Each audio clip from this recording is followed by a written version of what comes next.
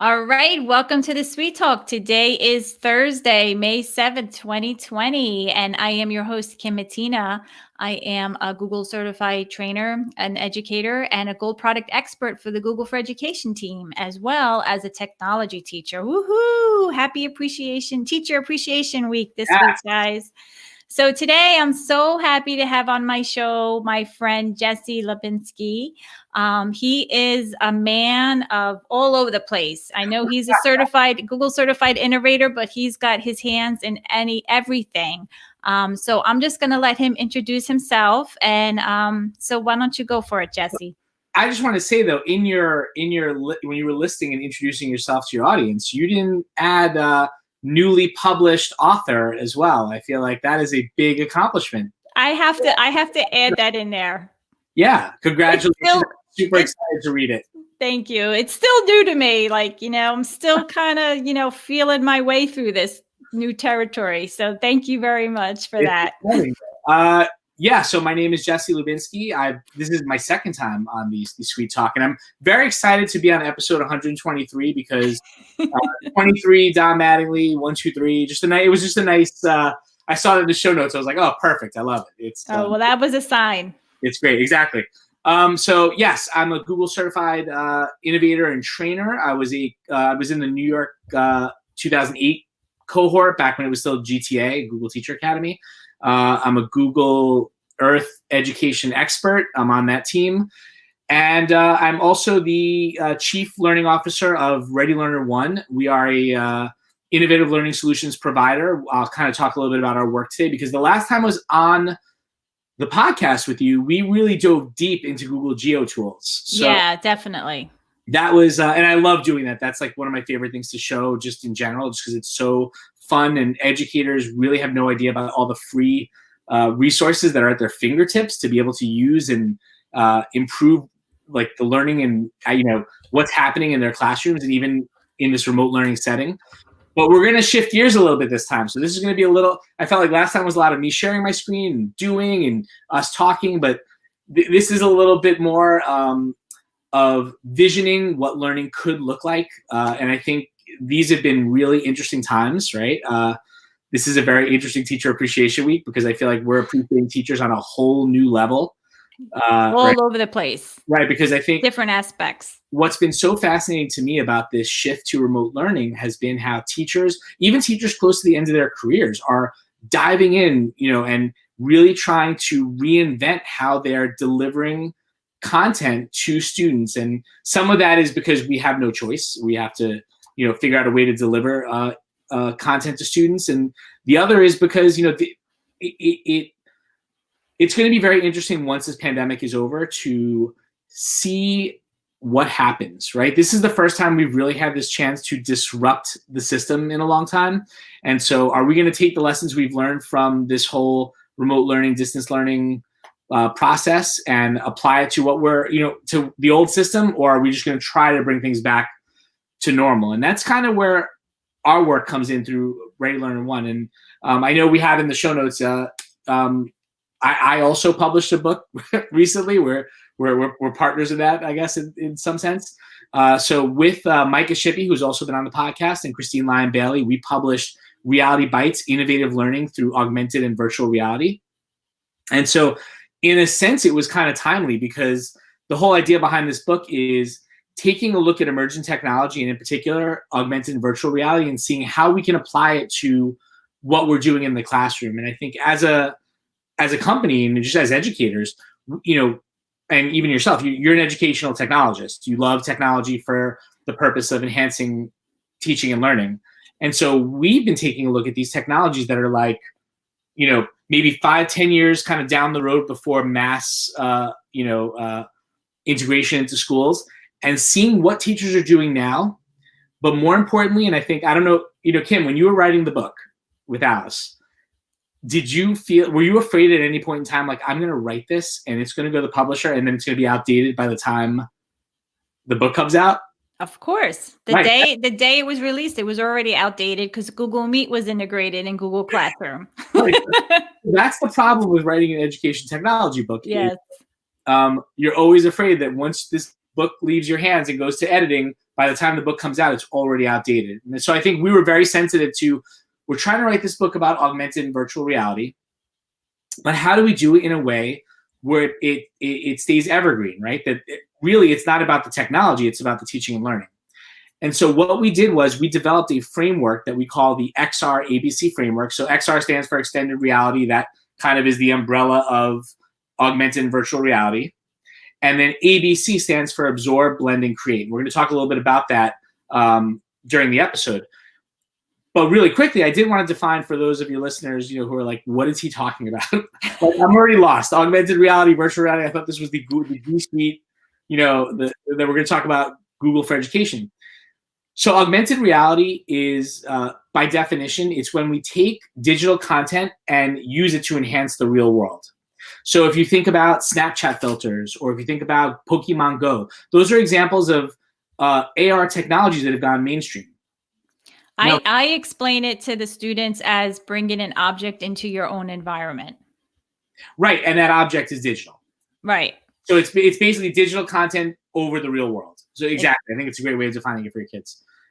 Virtual reality, on the other hand, is creating a digital environment, right? So you're replacing the real world with a digital one. Now, here's where people get caught up in VR. I think when you talk about virtual reality, everyone thinks it's all about like, oh, you have to have the headset, yeah. Like, oh, you have to have all this equipment, and you're in this total, like, that's impractical. But virtual reality can be anything as simple as Google Cardboard, right? Right. Google Street View. Those are digital environments. Now, the way I would differentiate it is, I think there's a difference between VR like Google Cardboard and what I would call immersive virtual reality. So immersive VR, which is more of using the headsets and things like that. And believe it or not, there are a lot of schools out there already using this type of technology. So what I'm holding in my hands here is called the Oculus Quest.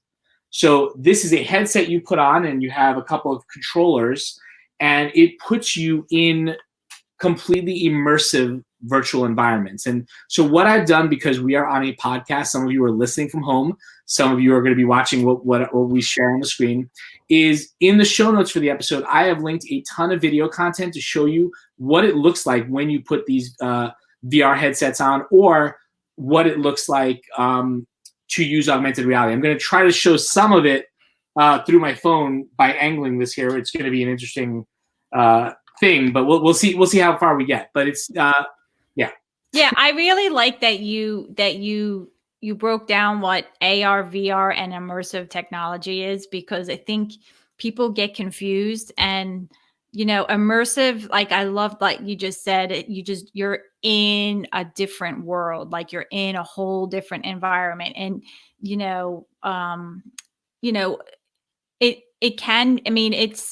it can be a gaming interface, it could be an educational interface, but you're in a whole different world. And then in like the virtual reality environment is, I consider it like more like a field trip, like you're taking a virtual field trip somewhere. Right. So there's like a range of VR. Yeah. The VR experiences can extend from what you're talking about, like VR field trips, like Google Expeditions or Cardboard, all the way up to that immersive VR. Now, have you ever had the chance to try on a VR headset? Yeah, we have one at my school. It's awesome. It is. Every educator that we've ever had the opportunity to put into one of these experiences comes out with a totally different mind shift about how this technology can enhance education. The challenge is getting headsets on people. But the great thing is, in order to benefit from this technology, you don't even need the headsets. There's so much you can do even without that. I'm interested to hear that, because yeah, I know, like at my school, they have, I don't remember the actual system that they have. It's not Oculus, it's something else. HTC Vive. Yeah, it might be that. Yeah. They got a computer. Yes. They got the headset and the sensors, but it cost like I want to say like $2,000 to $2,500, and that's just for one headset. Well, that's like one system. That's for high end, like HTC Vive or Oculus Rift, which would have to get connected to a physical computer, and like you said, it has the sensors around the room. The Oculus Quest, which I'm holding in my hands, I believe is the game changer. So the Oculus Quest runs around $400, but the sensors are built in. So there is no computer. It is inside the headset. So it is just the headset and the controllers all in one unit. The funny thing about it was we were talking to a couple companies about this, and the price of getting like a Google Expeditions kit, the whole setup, isn't that far off from getting the one generation down from this, the Oculus Go, which also doesn't require a computer or sensors as well. So the pricing is dropping, but I think the important thing at this point is to focus on the teaching and learning benefits. And so what we did with the book was, rather than focus on the tech itself, we collected stories from about 30 educators around the world who were using these types of technologies in their classrooms, and we aligned those stories to standards that teachers are already familiar with. So the ISTE educator and student standards, the SAMR model, the 4 Cs, the 5 Es, because we want the teachers to see that this is already work that they're doing. This isn't, they don't have to reinvent the wheel, kind of. You might be right, like, oh, this is another thing and I have to figure this out. No. This is just here to enhance what you're already doing. The work you're already doing in your classroom hits these standards. This is just a way of taking this up to the next level. We're not asking you to change your teaching. It's just another tool in your tool belt, right? Right. So let's talk about that ABC framework. So what we did was we realized that most of the experiences you have in augmented or virtual reality fall under these 3 categories of either absorbing content, where you're not really doing anything other than kind of giving you whatever the program or application is giving you. There's blending, where you're interacting with the content, and then there's creating, right? So it's almost like a version of I like to think of it as like a modified SAMR model, but specifically for emerging technology. And so some of the things you might already be familiar with augmented reality are Google products all fall into this lane. And before we even do that, I'll just show you. So here's a copy of our book, Reality Bites. One thing we did was, so we partnered with 2 companies, Zennial Digital and the Eighth Wall, to actually make this book a learning experience. So the book itself is AR enabled. So if you go to the back cover, I'm just going to open up my phone here. Oh, you scan the QR code there? Yeah, but see, here's the thing. With any AR application you've ever done, you have to download an app, right? So I just scan the QR code on the back of my book. Okay, it'll give me open this up. Eighth Wall provides you a web-based AR experience. So there is no download needed in order to be able to use the experiences in our book. We felt like if we were going to claim that we were talking about cutting-edge technology, we had to actually have cutting-edge technology in the book itself. So this brings you up to a little website on our company site. I'm going to say to open the AR camera. This is all web-based. Okay, so what? Oops, sorry. I'm going to allow. And then I'm going to try to do this so you can see it. Oops. If I scan the cover, do you see that's my... Oh, yeah. Thanks for picking up this copy of Reality Bites. It's Christine talking. Oh, wow. Augmented and virtual reality. Our book will take you on a journey through how... Now, Oh, that's cool. Through the book to the chapter titles, the chapter pages, there's interactive experiences on each one. Oh, boy. Yeah, but that's okay. You Oh, yeah, you can see it. Yeah, I see it. Yep. And you Oh, can wow. as well, zoom in and out and actually trigger them. So each of these experiences on each chapter title or chapter page aligns with the experience in the actual chapter itself. So this is a blend experience. Notice how I'm interacting with this augmented reality experience. Yeah. So we really made an effort to try to not just have it be a book that someone reads, but have them experience AR and and VR in the book itself. So you actually, honestly, like you took your framework and you applied it In the book itself, because yeah. The hard part about any educational technology book is you read the book and you're just like, okay, but maybe I don't have access to the technology to be able to do this. Here's the book. The book is all you need. You could do it with your phone in the book. So what does the person need on their phone to do? Nothing. Because the Photos app will open the QR code. Oh, okay. The QR code, they'll be able, and with each lesson, with each story in the book, there's a QR code to online resources to give you more of like the how to, we didn't want to waste time in the book with here's how you download this program and do this. We were like, here's the story from the educator, click on this. It'll take you to all the resources you need in order to get it up and running. Wow, that's awesome. That's awesome.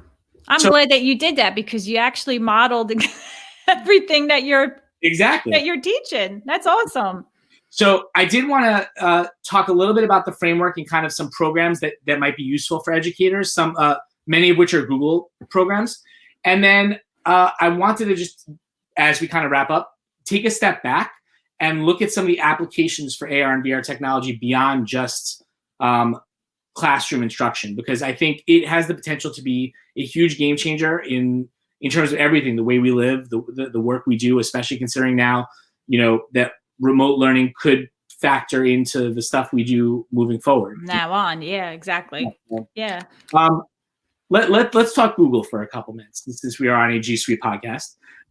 Google Cardboard, right?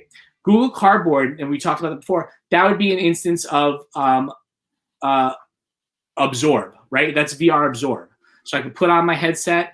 Now, in terms of augmented reality, Google Translate, right? Yeah. So I could just translate text on my website. But have you ever used the app version of Google Translate? No. So I have a little video in here, and I'm going to share my screen. Okay. Just to show you this, because I feel like people don't sometimes don't believe that this is why I love having you on, because you come up with all these cool things, and it's a learning experience. I don't come up with them; they're already there. Facebook friends, what's going on? Rich on Tech here, and I've got to show you an app that is just super cool. You've probably heard about Google Translate. It's been around for a while, but it recently got a major upgrade, and now it's just pretty darn awesome. So what it does is it uses augmented reality to literally let you look through your phone at something that's in a different language and translate it instantly. It's kind of tough to explain, but let me just show you. So here's the app. I've got it running on this Samsung Galaxy Note 4, and there's some signs that are in Spanish. Okay, let's say I'm in a different country. All I have to do is aim my phone at that sign, and look at that. Immediately, you can see it. Wow. Right. So that reminds me of the Google search bar, where you can search for like animals, and then it'll bring in the AR. Yeah. So, but the crazy part is that's been a feature. I don't know if you saw the date of the video. That was 2015. Yeah, that's been a function of the Google Translate app for forever. How come nobody knows about that? I have no idea. That's a hidden gem. So it actually was a company named WordLens developed that, and then Google acquired them and built that into the Google Translate app. But what's interesting about it is it will actually try to match the font of whatever you're seeing. So you can literally pick the target language, the source language, and it will look for that source language anywhere you point your phone and translate that into the text of the language you're trying to match. Okay. If you're in a foreign country, you see a sign, you just hold up Google Translate. You don't have to type into your phone. It will look at it, try to recognize the letters, and translate it for you. I had no idea. So I don't have a purpose for that. So that's, I don't use that on my phone. Oh, Google Translate. Yeah, I don't use that on my phone. I use it on the web, but not on my phone. New Jersey speak into English. What? Hey, listen, I'm from New York. Just remember that. Yeah, well, that's what I'm saying. You might need I'm from New York also, but yeah. New Jersey, we need a translation service. Jersey and New York are kind of, we're kind of the same. We don't need to translate. If we go to a different part of the world, then that's different. Right, I'm heading this weekend, and all three of my co-authors are from New Jersey, so I should not back New Jersey. You've seen the Merge Cube. Are you familiar with the Merge? Yeah. So the Merge Cube is awesome. The Merge Cube has functions that can range all the way from absorb to create. But the Merge Cube is actually typically an application that people know about, or a function which leverages augmented reality. It's a great tool, and what's really cool about it is you don't even need the cube itself. If you go to the Merge Cube website, you can actually print out paper cubes, and students can cut them and turn them, create their own cubes without you having to go buy a set of these foam cubes. Because really all these are QR targets, right? So the camera's just looking for these QR targets. And moving up to Blend, one of my favorite applications of this is it's called Moment AR. Okay, I'm writing all this down because you don't have to write. It's all in the show notes. Oh, is it in the show notes? Okay, covered. Come on, I got it. I'm on the Sweet Talk podcast. So really quickly, I just want to show you Moment AR. Hi everyone. In this video, we're going to take a look Kevin at Chaja Moment actually AR. developed this. And what he's looking at through his phone is his wife was actually working with students and evaluating them for special education services, and found that a lot of the students had trouble articulating how they felt. So each side of the cube is a different emotion, and so students can actually use this to show what emotion they're feeling. Right, especially good for students who have trouble communicating. It does a few other things as well, but what I love about it is the fact that it was actually developed by an individual who was not an educator for. So you can actually develop your own applications that leverage the Merge Cube. So Moment AR is an app that you can run on Android and Apple? Yeah, I believe you just download it from the stores, and it sits separately from the Merge platform, the Merge EDU platform. So Merge has its own set of applications you could subscribe to and use. So one that we always show, and it's more of an AR absorb experience, but it's Galactic Explorer. Have you ever seen Galactic Explorer? Yes. Yeah. So Galactic Explorer is great because it hold on one sec. We'll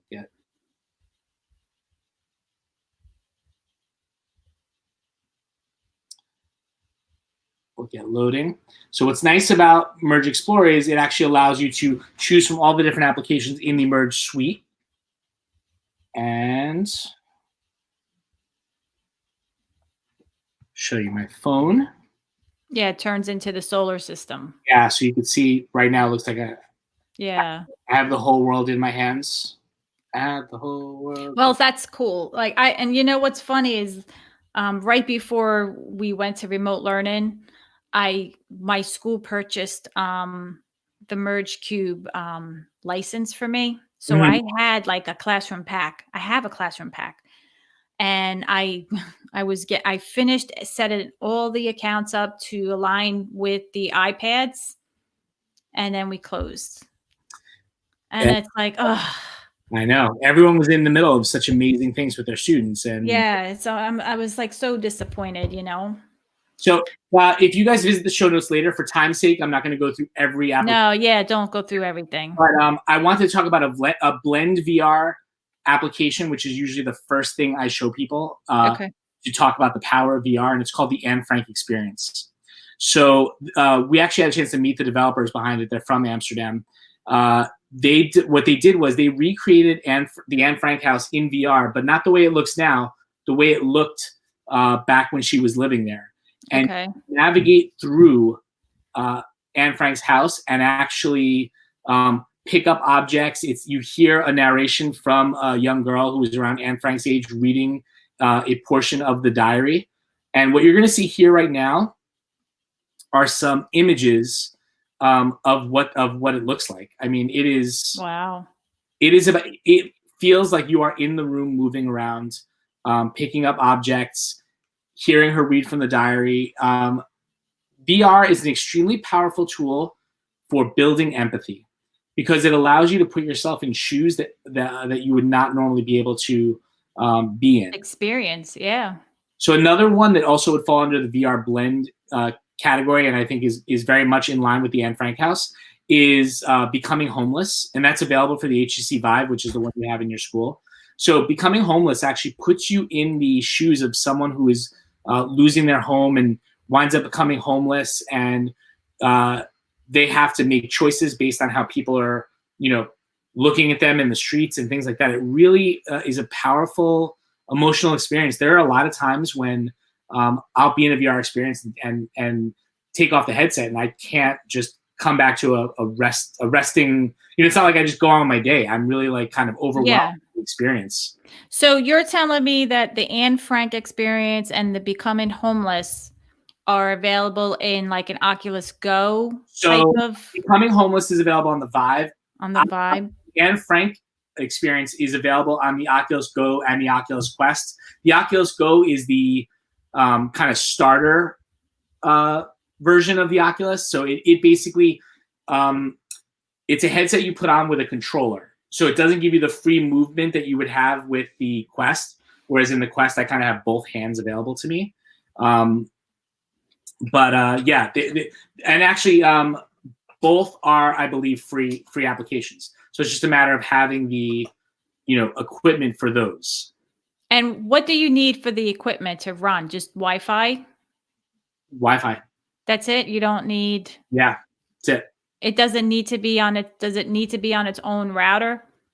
No, it's not like Expeditions because it's not it's operating as its own device. Oh, okay. Or you're downloading the program into download the Anne Frank Experience program into the headset itself, and that's it. Okay. All right. It is these are game-changing learning experiences in the sense of it's one thing for me to teach, Anne Frank's diary to my students. It's another thing for me to be able to put them in the actual, Anne Frank house and have them explore and have them pick up objects and see, actually walk around the room. Because again, these devices allow you, the Oculus Quest anyway, allows you to set a boundary.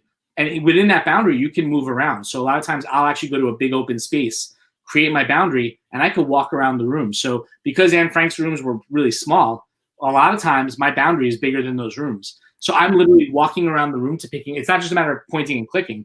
I'm literally reaching my hand out, picking up the object, looking at it, turning it, putting it down, looking at things on the wall. You're exploring these spaces in a way that you never could with other technologies. Well, I mean, like you said, it takes the whole learning experience to a whole new level. Like when we were in school, we learned from a textbook. We didn't even. I mean, we would be thankful if we had like a guest speaker come in. Right. You know what I mean? And it was a big deal. We went to an assembly and we heard, the guest speaker, talk about their experience or whatnot. But nowadays, this should be what the kids are using, this type of learning experience and learning, content that way. Because so far, right. when they get out of school, what are they going to do? Like, we need to prepare them for jobs that aren't available right now. So this type of learning experience at least gives them exposure to the curiosity and, maybe I can do the next best thing. Exactly. I can create the next best thing. I don't want to be a user of it. I want to be a creator. So, and I know we've talked about absorbing so far. We've talked about blending, and now we're at like create. Create. Is what we want kids doing. But similar to how people treat the Samurai model, we don't treat creating as necessarily a better experience than absorbing. They're different and they all have their purposes. So it's not like we should be trying to have kids create all the time. Sometimes the learning experience doesn't necessitate us having to have them create content. Absorbing or blending is actually perfect for what we're trying to accomplish through our learning objectives. Now, creating is great because there are ways on our Chromebook to create using tools that are available in both AR and VR. So Metaverse, I don't know if you know Metaverse Studio. Metaverse Studio is a great tool for creating AR experiences, and they can be developed using a Chromebook. So one of the stories we have in our book actually is a teacher who had a baseball day up in Syracuse where the kids would go to the ballpark to see the AAA team play. And he used Metaverse to create an experience at the ballpark so that they were actually walking around the ballpark and with their phone interacting with Metaverse activities that had been developed within the classroom. So that's interesting. Yeah. So and what's great is, again, it's web-based, so you could do it right on a Chromebook because we know that most teachers, that's what they have to use to develop. So you have to capture the information using a cell phone at the baseball field? The cell phone is the device you would use to interact because it has the camera that's going to scan the QR code type thing, which can then prompt open like a quiz or a learning activity or something like that you created in the Metaverse application. Oh, okay. I see. Okay.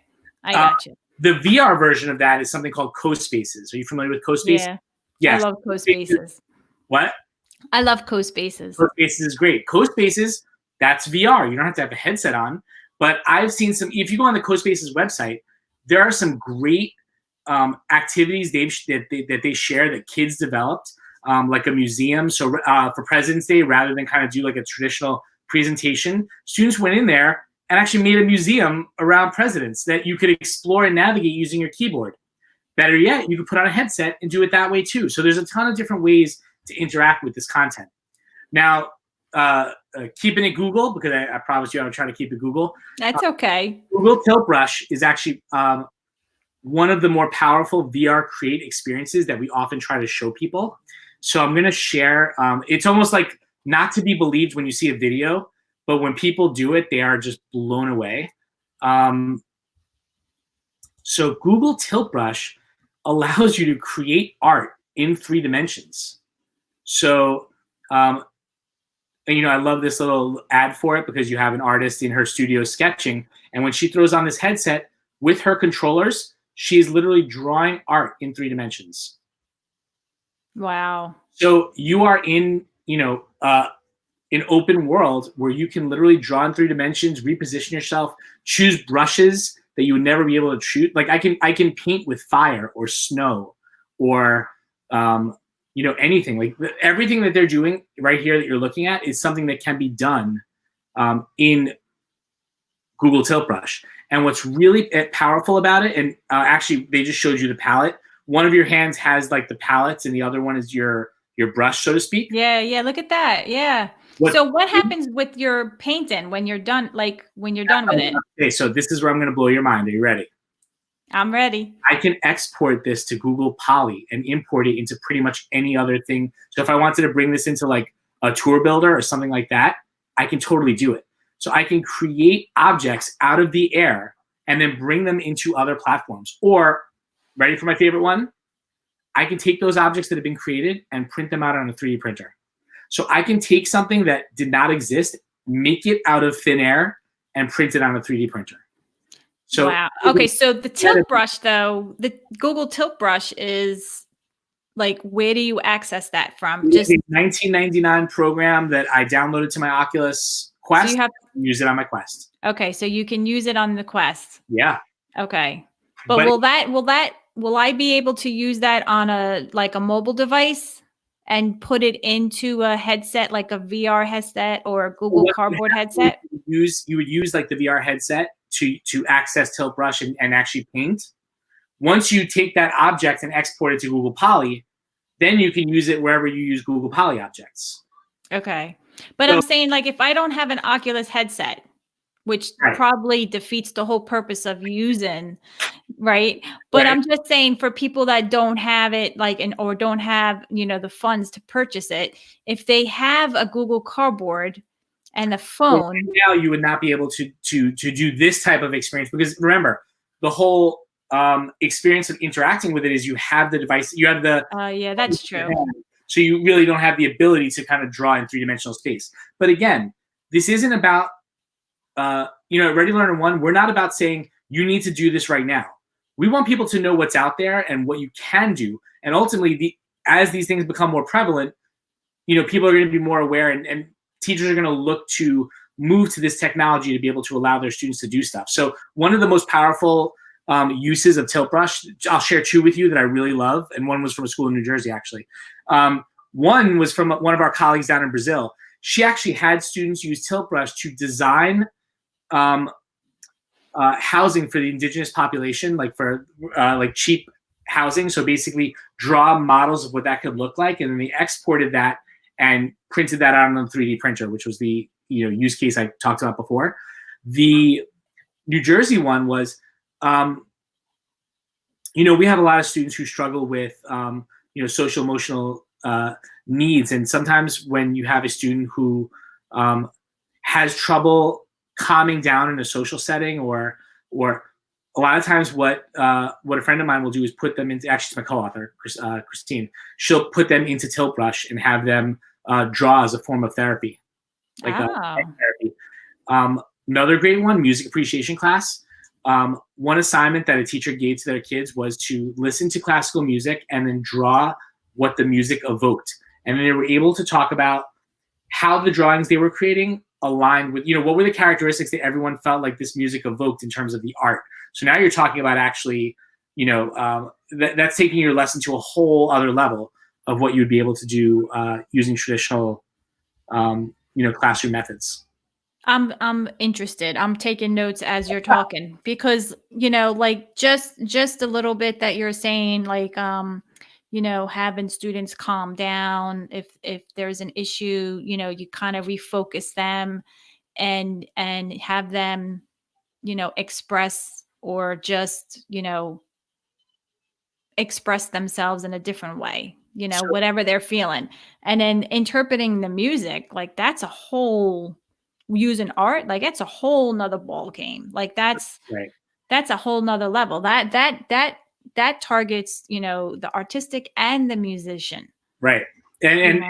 But this can be done across all subject areas because Yeah. the nice part about it is there's no material cost. So in other words, once you have the device, once you have the application, you know, in a traditional art classroom, you're paying for art supplies over and over and over again. Here, you're drawing in space. You know, you literally can do whatever you want. There's another actually VR program from Google called Google Blocks, which is almost like, it's very similar to Tilt Brush, but it's almost like not Minecraft, but I would almost say it's like a version of Minecraft where you're taking shapes and objects and almost with your hands doing this. Like, you know, I can expand an object out, stretch it, and then kind of build things and shapes. And the link will be in the show notes. So you can take a little video, look at a little video of what that looks like. And again, these examples have to work on an Oculus or a Vibe headset. Some of them. So again, and in the book, when we talk about different examples, we share what platforms they work on, because again, when we're talking about something as simple as you know, Google Cardboard, that could work on your phone. A lot of the AR applications are all phone based. So I have a bunch in here: Catchy Words, Jig Space, you know, the Merge Cube. Those could all be done with a phone. We talked about how on Metaverse and CoSpaces are both accessible through your Chromebook. So the concept of AR and VR isn't limited specifically to these type of devices, but these type of devices do allow for more powerful uses of the technology. And you had said before, like that's like more of an immersive experience. Right. So actually, this might be a nice time to segue to like kind of out of the book and the framework, but to go to some of those general uses I wanted to share with you, because so the work we've been doing at Ready Learner One, we've been working with K-12 schools, but we've also been working in the corporate space around corporate training. And corporate, you know, it's funny, when you talk to corporations and you tell them you work in K-12, they're like, oh, you don't get it then. When you talk to K-12 people and say that you work in corporate, they're like, oh, you don't understand education. You got a little bit of both. But the crazy part is when you actually get to the actual heart of the work you're doing, it's still teaching adults. It is still teaching and learning in the way we've all been trained as educators to do that. It's just finding the right language and the right use cases to share. And what we have found is a lot of the use cases that even professional corporations are using right now with AR and VR apply to education. So what I want to show you right now is actually, I'm going to, one of the things we've been doing is creating 360 VR experiences for the purposes of training. And so I'm going to share, I'm going to share my screen here. And I'm going to go to QuickTime here. I create a new movie.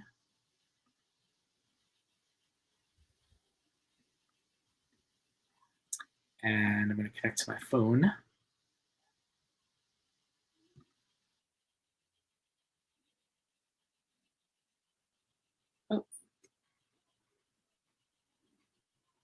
Oh, there we go. My phone. Yay. I can hear you. Don't look at how messy all my apps are and stuff. We don't need to see that. No, but what I did want to show you was an example of what one of these VR experiences could look like. Oop, that's not what I wanted. Okay. So what I'm going to show you right now is, you know what? I could show you a simple retail one. Okay? Okay. I'm following you. And we'll do...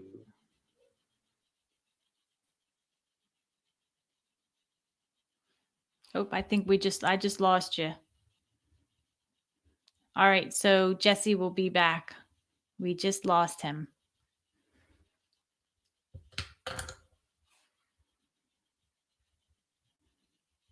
There he is.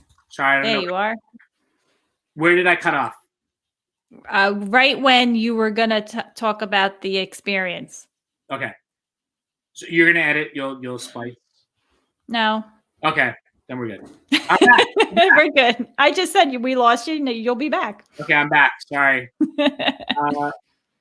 I guess too much bandwidth. I don't know what happened. I collapsed it with the amazingness of what I was about to show. Okay. Yeah. So what I want to show you is a 360 experience. Hold on. There we go. Okay.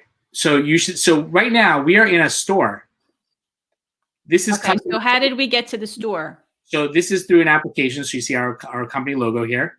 So we are in this training scenario. So this customer is looking a bit flustered. Clearly they're in a rush. Let's approach the customer. This is live? Nope. We're in VR. So we're in VR. Okay. We're in an application here. So we have this 360. This is an example of a 360 training experience that we've been developing. So how would I approach the customer? I can say, hi, how are you today? Are you having fun? Or it looks like you're in a bit of a rush. How can I help? So I'm just going to go, it looks like you're in a little bit of a rush. How can I help? And based on my responses, so she's going to say something to me, and then I'll get a few more choices.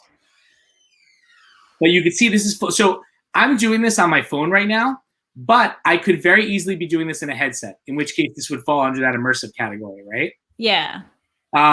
So you're taking the business world, and you've made an application to train people on customer service, or. So if I go back to that menu, you'll see that there's a bunch of different options we have here. So we've done safety training. Oh, that's awesome. But here's the cool part, and here's the thing to consider. What essentially is that technology trying to solve a problem for? It's trying to provide soft skills training for training that normally we would not be able to do. So let's apply that to teaching for a second. When we all became teachers, how did you train to do classroom management?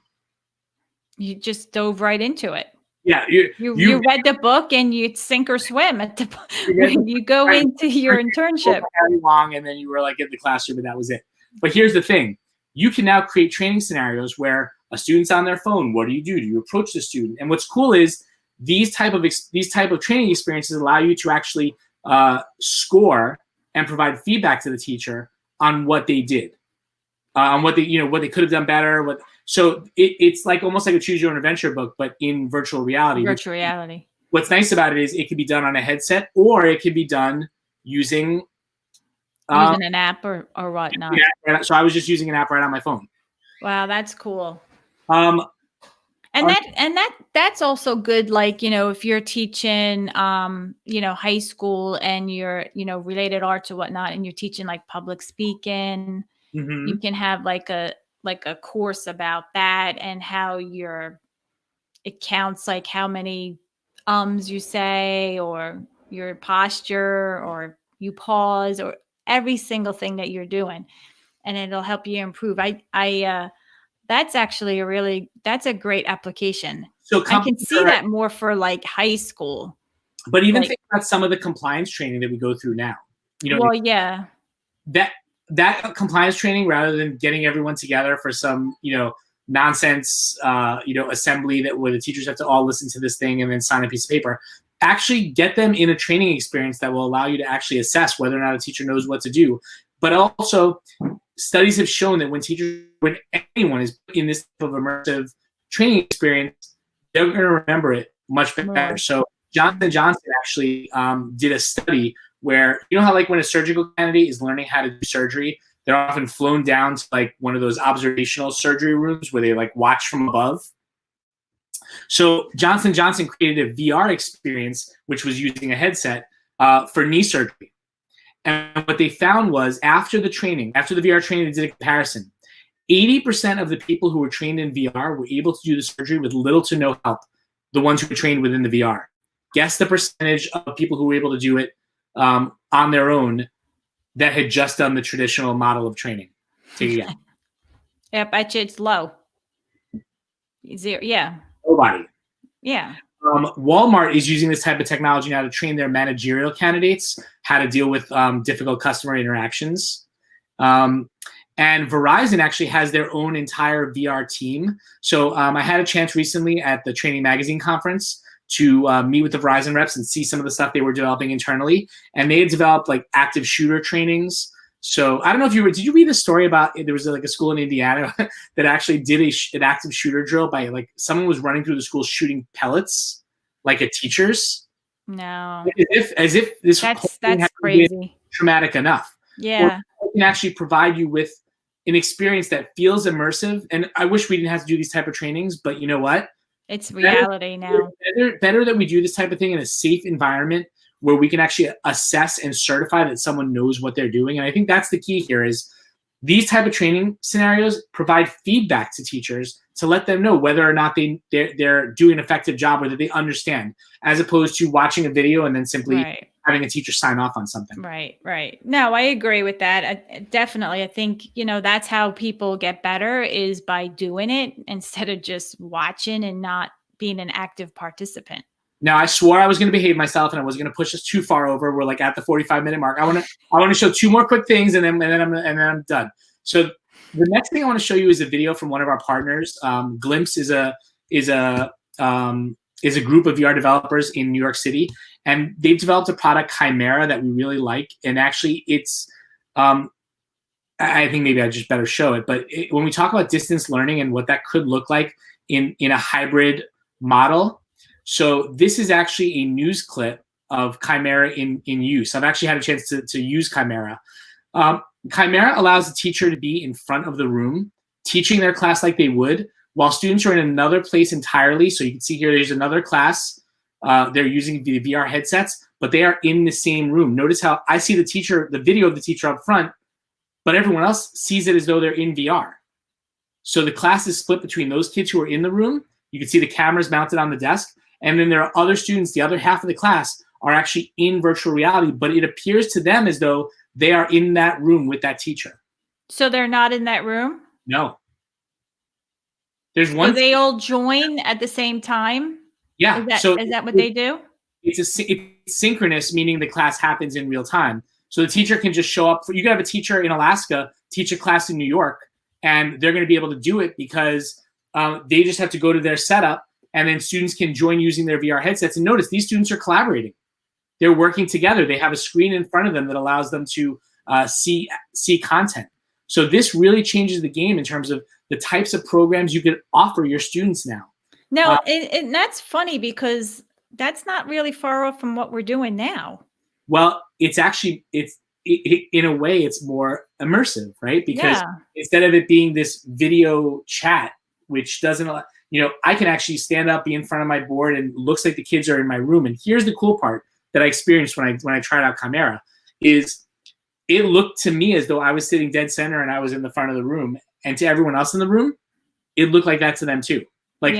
So it really gave everyone that full experience of being in the front of the classroom without necessarily having the social stigma of being in the front of the classroom. But yet being able to interact with the teacher very much like I would in a regular classroom. Wow, that's cool. I would be interested to try that. That's pretty neat because they're still coming, right? It's not here. It's not widespread. It's something that's going to happen, though. I would think if they're developing it, it's something that schools may pilot, maybe within the next 5 years. Totally. You don't know. I mean, like you said before, when we opened the show, like now that we're doing remote learning, like where are we going to go from this point on? Like in September, like how is school going to look? Like how are teachers going to teach? Are they going to go? They're not going to go back. I wouldn't think they would go back to their old way.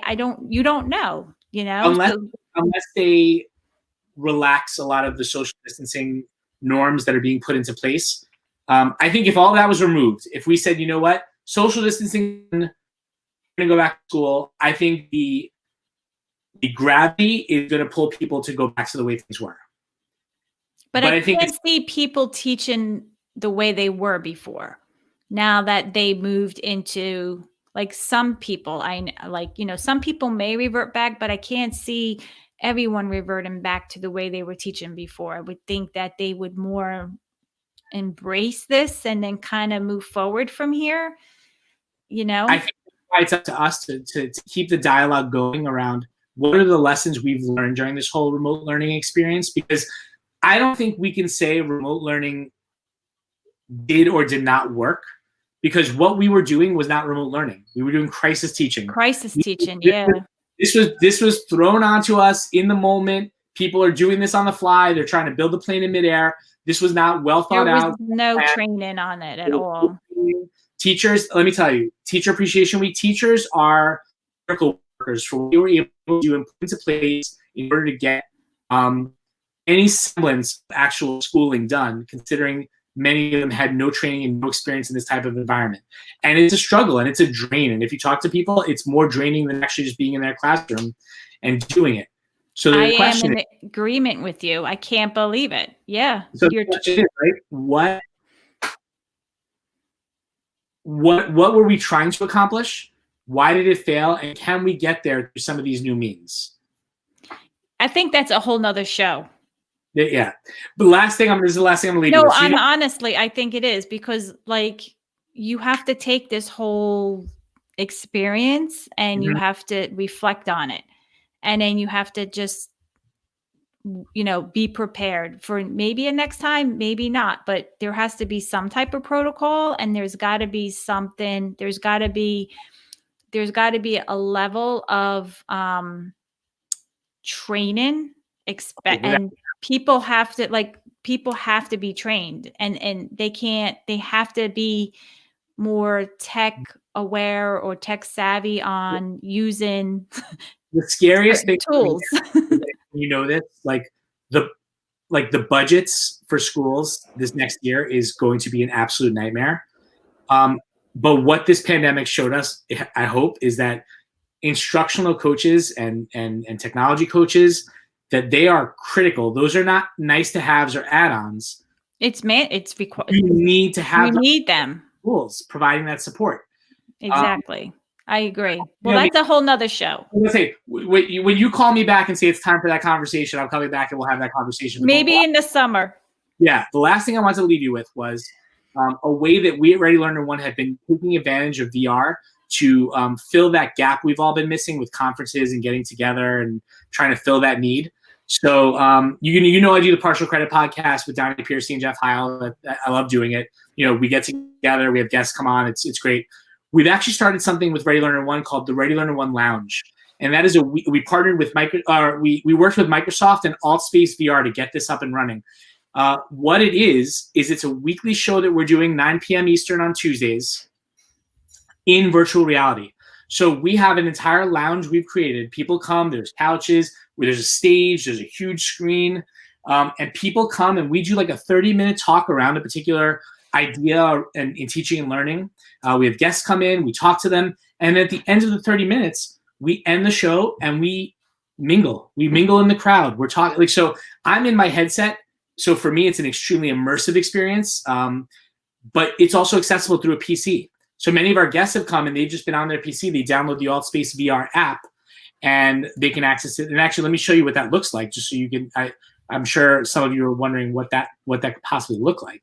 So we have been live streaming these. So they are live streamed to YouTube, and then we're actually turning them into a podcast for the Education Podcast Network. But notice that's me over here on the left. Can play in esports, and to Chris's answer before about curriculum, I think when you see a graphic like that and really start to look at the different types of roles that students can. And so one thing you might notice in the video is I'm moving my hands, my head's moving. It's moving the way I normally talk when I present at a conference. People have been joking about that because I'm sitting in my office here where I am with you right now with my headset on, with my controllers, and I'm on a stage presenting the way I normally would. I have slides behind me. In the crowd is 30 to 40 people like I would have at a normal session. And, we do QA with the crowd. We talk to them afterwards. It's a huge room. I mean, it's really amazing. And we're actually talking with a lot of conferences coming up who switched to virtual models to do sessions in AltSpace VR to give people the familiarity of what it's like to use a virtual environment to run a session, to teach a class. I would like to join that. Do you have a PC? I do. It's a dinosaur, but it turns on. If it is a PC, chances are it will work. So you're free to join us any Tuesday at p.m. It'll also be available, like I said, as a podcast on the Education Podcast Network or on YouTube. If you just look for Ready Learner One, you'll find our our channel.